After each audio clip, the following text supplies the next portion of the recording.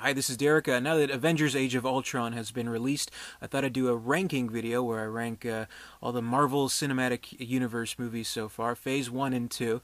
I know there's still some confusion over where Ant-Man is going to be fitting in, whether it's Phase 2 or not, but regardless, the big tentpole entry has come out, the Age of Ultron, the Avengers sequel.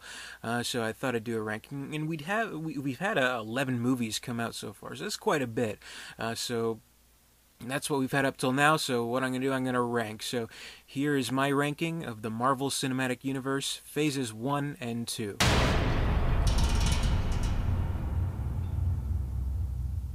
Number 11, Thor: The Dark World.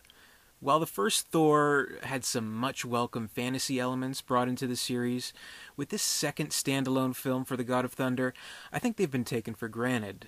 The production value is awesome, and it has a lot of action where it counts, but it's all surrounded by a lot of pseudo-science gobbledygook, and none of it really poses enough of a threat this time around. Thor himself doesn't even really have an interesting arc like he did in the first film. It wasn't much, but it was accessible. He often just looks concerned, and in some cases, in some scenes, he looks bored. Tom Hiddleston as the sassy Loki is the saving grace of the movie, but not enough to make this stand out too uniquely. This is a very skippable entry in the grander scheme of things. Number 10, The Incredible Hulk.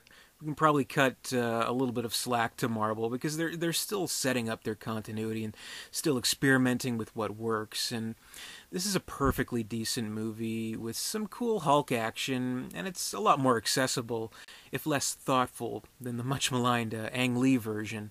Edward Norton is one of the greatest actors of our generation, in my opinion. But maybe he was just wrong for this role. Maybe Liv Tyler was wrong for the love interest, too. And maybe this goes on autopilot a little too easily. It's perfectly okay, but that's about it. Digitally insert Mark Ruffalo into this movie for the 10th anniversary Blu-ray, then maybe we'll talk. How about that? Number 9, Iron Man 3. One of the most impressive things about the Iron Man movies is how effectively they can break the formula and follow it at the same time. Maybe Iron Man 3 will most be remembered for its twist, which some people found extremely clever and others found irritating. I still feel that I'm in the latter category there, not really because I have a huge knowledge or love for the Mandarin character, but because the main villain turns out to be Guy Pearce in this movie. He's just deeply unsatisfying, with typical villain monologues, a petty underdeveloped feud with Tony, and a silly evil scheme that involves, wait for it, kidnapping the President of the United States. Come on. Still, though, more than ever, Tony's greatest challenge is with himself, this time struggling with trauma and panic attacks, which makes this an interesting, if not extremely flawed film. It's okay, but that's about it. Number 8, Thor. This is a comic book movie that could have been incredibly cheesy, but I think it's Kenneth Branagh's direction that made this so memorable. The material is treated with respect, and it feels like a classic story of the arrogant hero put through difficult trials, a tale of a king and his sons, and betrayal and deception, all that good stuff, all without getting too serious and still having a lot of fun with the movie. For the majority of it, it's a fish-out-of-water kind of story with Thor banished from Asgard and stuck on Earth, but they never really go for the obvious jokes there, though there are some inevitable misunderstandings with Thor and the mortals, which are all good fun too. And you know what? I thought the love story between Thor and Jane was actually pretty sweet, and you could see why these two characters would fall in love. Aside from Branagh's obsession with the tilted angles in almost every goddamn shot, this is an exceptional superhero outing with a much welcomed fantasy element. Number 7, Captain America: The First Avenger. It's an entry that stands out because this is the only Marvel movie so far, at least, that's a period piece. So in addition to setting up the Captain America character and telling the origin story that they need to tell, they also make it a rousing and nostalgic World War II adventure. It knows its place, of course. It's not trying to be a gritty, realistic portrayal of the horrors of war, but its heart is in its right place, and it captures a certain kind of spirit that I think we as audiences may have thought to be lost from movies like this. Chris Evans is great as the captain, and as a character that could potentially have come off as utterly boring and kind of a goody-goody, they made him interesting and engaging, and we can invest in him, and that was an incredible achievement. Tommy Lee Jones is also in the movie. He often looks confused. I'm not sure he knew what movie he was in. Number 6, Guardians of the Galaxy. Marvel continuity aside, Guardians of the Galaxy really gave this sci-fi space adventure genre a shot in the arm, and standing triumphantly above where so many others have failed. This movie is a reminder that you can have all the special effects, all the amazing CGI, all the wacky aliens, but it all means nothing without good characters. And that's the heart of the story here. The focus is on a band of misfits, a bunch of assholes really, but they're assholes we love, because the writing is so good and the performances are so convincing. I'd probably take some issue with people who are praising it as a modern-day Star Wars, which I feel is a little bit too high of a praise, a little too far there. I'd more compare it to feeling like a 2-hour-long, really good episode of Firefly, and there's nothing wrong with that. With all the gangs of misfits that we have in the movie, with their shady pasts, all with something to prove, there's an endearing irony to the movie's title. They're not the heroes we deserve. They're not the heroes we need, but there's a fucking talking raccoon in the movie, so that's got to count for something. Number 5, Iron Man 2. This may be a movie a lot closer to the bottom of other people's lists like this, but I still maintain that this is an awesome sequel that followed up on the original Iron Man in an unexpected but pretty original way. What it lacks in abundance and action, it makes up for in developing Tony Stark as a character. He has some adversaries in Mickey Rourke, Sam Rockwell, even Gary Shandling, but his biggest challenge is himself and his ego and his party-till-you-die attitude that, along with the shrapnel in his heart, is slowly killing him. It's about choices and about betterment and coming to some understandings about his past and his father and fighting for his family legacy and ultimately for himself. A lot of people originally gave this some criticism for feeling too much like a setup for the Avengers, which seems kind of like a moot argument now. I mean, all these movies are setups for the next one. I love Iron Man 2, and once again, I love RDJ's portrayal, and at least this one has AC/DC on the soundtrack, so there's that. Number 4, Avengers Age of Ultron. Once again, all our favorite Marvel heroes are sharing the screen with some cool new additions this time in Scarlet Witch and Quicksilver. New challenges are created for the team in Ultron, who's both a pretty serious threat and unexpectedly kind of a goofball, but in a really good kind of way.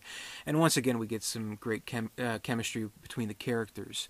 It's a lot of fun, there's sharp dialogue, and there's some earth-shattering action scenes. Rumor has it there's an extended director's cut out there, which may be released when the movie comes to Blu-ray, which may explain why its pacing is a little off. But regardless, this is one of the most entertaining and fun entries in the series, so if it doesn't achieve cinematic greatness, it's got that going for it. Number 3, Captain America, the Winter Soldier. It's the same character we've come to love from the first Captain America film, but it's a drastically different setting. The tone between the first Avenger and the Winter Soldier, it's like night and day, and variety like that really pays off. This is an intense action spectacle, and I think more than any other movie in the Marvel Cinematic Universe, this blurs the lines between the action genre and what's considered to be the superhero genre, which is considered to be a separate entity in and of itself. This is all around one of the best action movies of the last decade, in my opinion, so it stands alone in that respect. The plot, including the Hydra conspiracy, Steve's good old buddy Bucky Barnes turning to the dark side, and Cap's general challenge and fitting in with modern times, is really compelling, and Scarlett Johansson as Black Widow arguably gets the best exposure and character moments than in any of the other movies yet.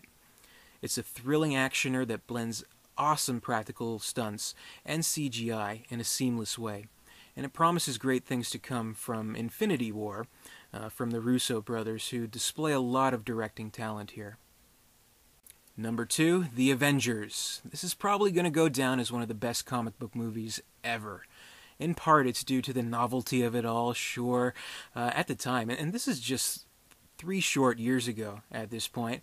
You just never saw anything like this. All these characters fighting together, and in carefully setting up these individual stories and these individual movies leading up to this epic crossover. It was possibly a risky feat, and they pulled it off. It's not overly complicated, the plot is fairly straightforward, but it's a tried and true story of heroes clashing and then working together for the greater good, and of course getting some shawarma later. Joss Whedon provides an expert balance to these characters, giving them all key plot points and character arcs, peppering in some of his patented snarky dialogue, which is great and very entertaining, and it all works wonderfully. This is a flag-planting, standard-setting superhero movie. It's one of the greats. And at number 1, Iron Man. This was the first in the lineup, and though we've had some great movies from Marvel to follow, Iron Man is still my personal favorite. It took a character that maybe wasn't the most popular superhero of all time, and simply turned it into a character that's currently one of the most well-known and beloved as Batman or Superman or Spider-Man. A lot of this is thanks to Robert Downey Jr., whose persona as Tony Stark totally dominates the movie and gives it a fresh take on what a superhero could be.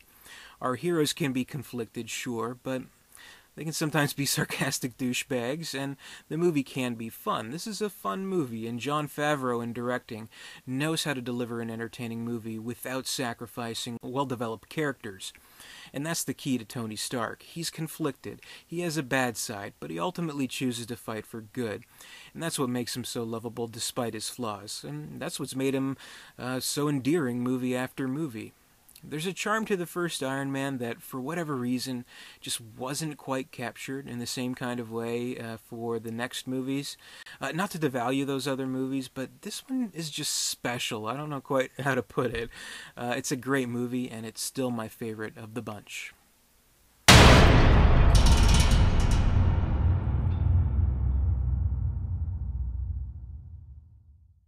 So that's my ranking. Maybe some controversial choices there. I don't know. What do you think? What are your ranking of the 11 Marvel movies so far? Let me know below. I'd love to hear it. Comment, rate, subscribe, all that good stuff. Hope you enjoyed this video. Until next time, I'll see you later.